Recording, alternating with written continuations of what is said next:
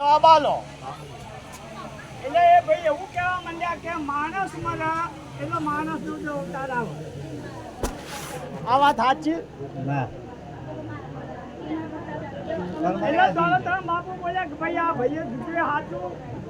કોઈ બોલે નહીં. હરીભાઈ બોલ્યા કે હવે સાહેબ ઉભા થો, કીધું હમણાં રાખો કોઈ ક્યાં તો બરોબર. હું ઉભો થયો. નકલ બાપુ છે ગુરુ મહારાજ. હા કે પેલા ભાઈ કોક કે છે.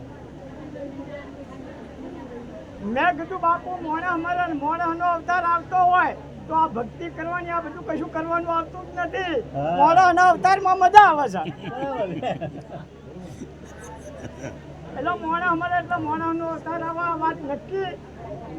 એટલે પેલા ભાઈ બોલ્યા બ્રહ્માકુમારી વાળા કે તમે બાજરી વાવો એટલે બાજરી જ ઉગે, કેરી ગોટલો વાવે એટલે ઓબોસ થાય. મેં કીધું ભાઈ બાપુ આ ભાઈને સમજાય, આપણે બીજની વાત નથી, આ વાત બીજ વગરની છે. તો ઘણા ભાઈ એવું કે છે કે મારો બાપો મરી ગયા ગોગો થયા, આ ચોથી થયા. ઘણા ભાઈ એવું કે અમારો ફલાણી ભાઈ મર્યો ને સજી થયો, આ ચોથી આવ્યો.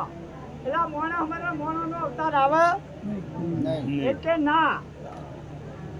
તો મેં કીધું સદગુરુ જેને કર્યા હોય, જેને પરમાત્મા અંગાતે દોર લાગ્યો હોય અને આ આત્મા નીકળી જાય અને પરમાત્મા સાથે જો એક દોર થઈ જાય તો એને ફરી જન્મવું પડતું નથી.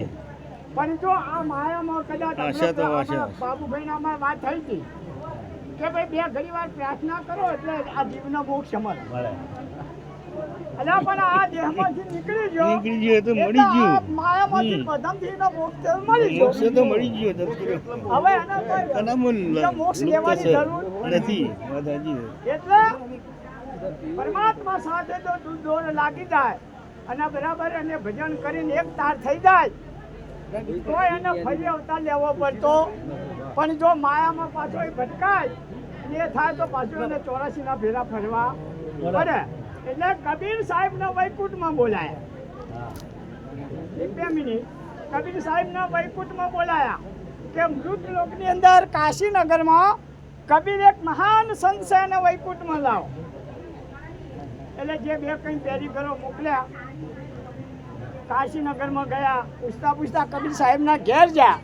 કબીર સાહેબ બેઠા હતા. પૂછ્યું કે તમે કબીર કે હું કબીર, તમે કે અમે વૈકુંઠમાંથી આવ્યા છીએ અને પરમાત્માએ મોકલે છે તમારે વૈકુંઠમાં આવવાનું.